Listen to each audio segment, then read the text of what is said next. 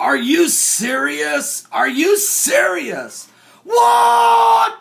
James Holmes, the Colorado movie theater shooter.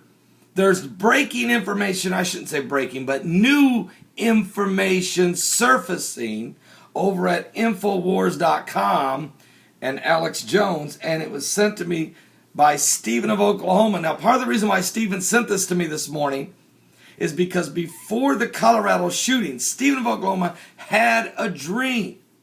And in the dream, he saw a man wearing a gas mask go in and shoot people in a massive killing. He had called me on the phone and had shared this dream with me prior to the Colorado movie theater shooting.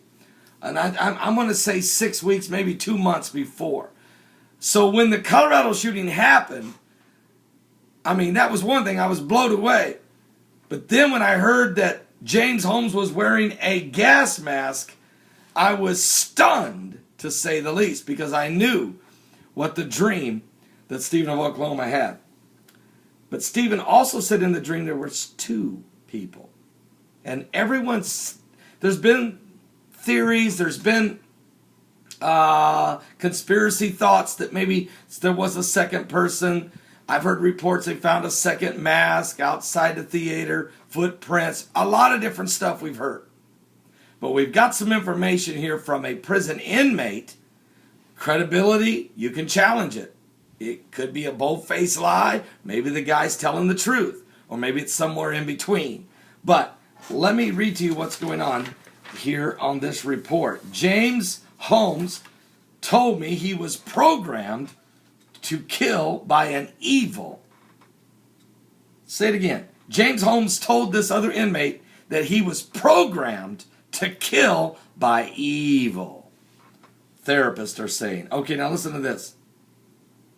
An alleged inmate of the Batman massacre, James Holmes, claims that the shooter told him that he was programmed to carry out the massacre by an evil therapist.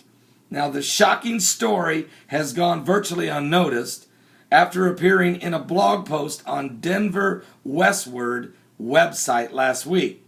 After failing to interest the DA's office in his account of what happened, 38-year-old Stephen Unruh, who was an inmate at the time, has now gone public. Unruh was booked into the same county jail, the detention facility, as James Holmes was the night of the shooting.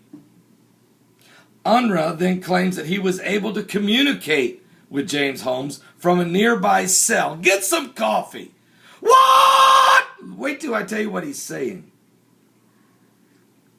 And again, take it with a grain of salt. Guy could be telling the absolute truth, and he could be telling the absolute flat-out lie. Or it might be somewhere in the middle. Unruh then claims that he was able to communicate with Holmes from a nearby cell and that Holmes appeared to show remorse for what had happened. The most explosive element of what Unruh claims Holmes told him could, if true, shed some entirely different light on the circumstances behind the Aurora, Colorado theater shooting. Quote, Unruh says, he says that Holmes told him he felt like he was in a video game during the shooting and that he wasn't on his meds and nobody would help him. He says Holmes also mentioned NLP, presumably meaning neuro-linguistic programming, most scorned but outmoded approach to psychotherapy, and claimed to have been programmed to kill by the evil therapist. He also quoted, when he got out of his car, he wasn't programmed anymore. Unruh says, it sounded kind of crazy. Was he trying to run it by me, basically? Unruh goes on to say, they're going to try to discredit my story. Unruh told the writer Alan Pendergrast, but I was able to have a 4-hour conversation with him. I talked him out of suicide.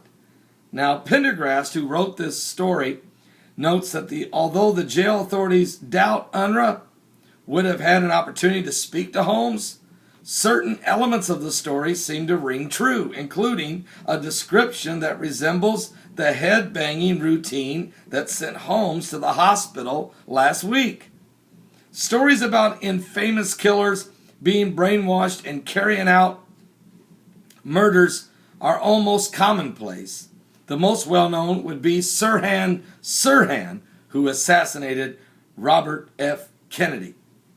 There was no way. This is what Sirhan Sirhan's attorney said.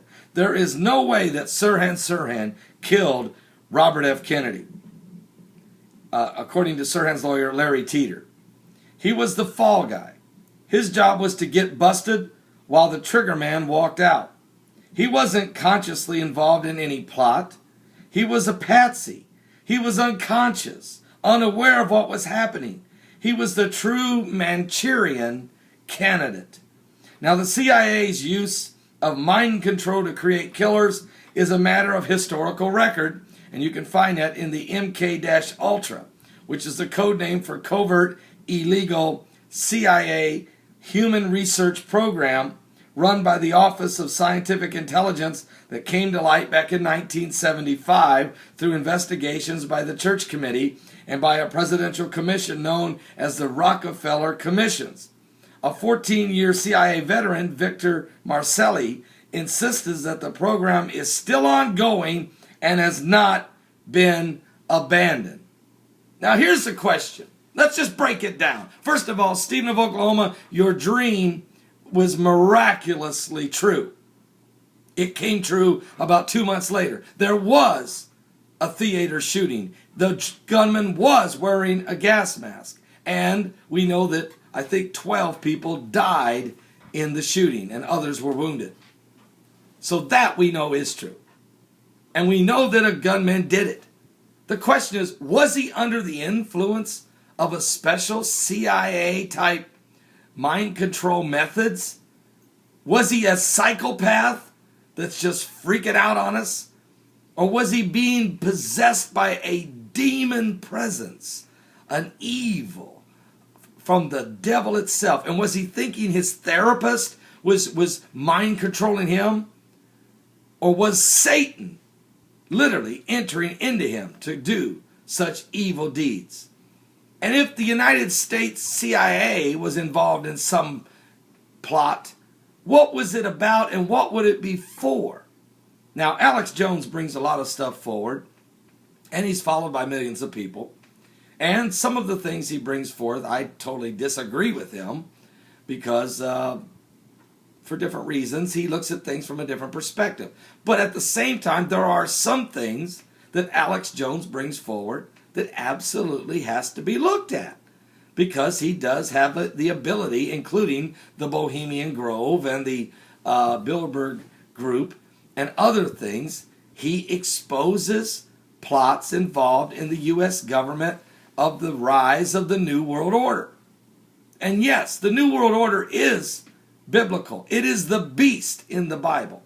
But my question is right now, did this man, James Holmes, was he under the influence of psychiatric drugs? Was he under the influence of mind control therapy being used by the CIA and it went totally wrong?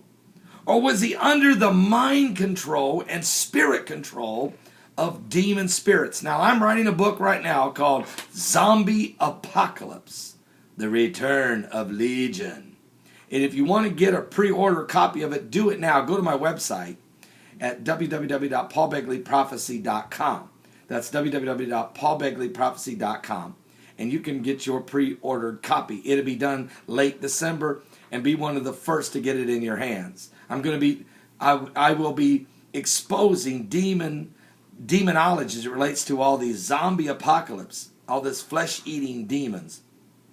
I'm going to cover every exorcism that Jesus Christ ever performed, and the disciples, and other demon spirits, and Dr. Lester Sumrall accounts, and Catholic priests involved. You want to get the book. Give your life to Jesus Christ. We're living in the last days.